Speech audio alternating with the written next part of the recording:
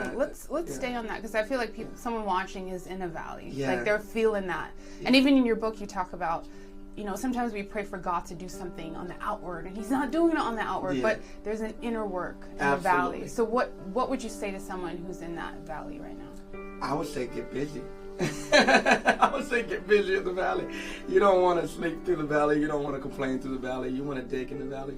It's what the Bible is, a chapter and a story I love in 2 Kings chapter 3, and I mentioned it in the book as well.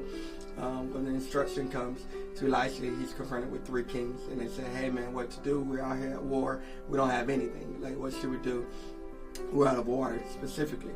And he says, well, bring me a musician. And the Bible says the musician starts playing, and the hand of the Lord comes on Elisha, and he has a prophetic word, and he says, hey, dig ditches, make this valley, here we go with valley again, make this valley full of ditches. You're not going to see wind, you're not going to see rain, but the Lord's going to fill it. And so I'll tell people, if they find themselves in a valley, pull your shovels out and start digging. And the reason why they needed to get busy and start digging there, because the water was coming.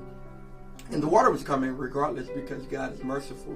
And so this is another thing, praying for the wrong thing. We're praying for nourishment. God, send the water, send the water. Well, if we don't do our part, if we don't manage where we are, if we don't dig where we are, if we don't steward where we are, the difference between a blessing and a burden is preparation. Had they not gotten busy and dug ditches in that valley, they would have had mud instead of pools.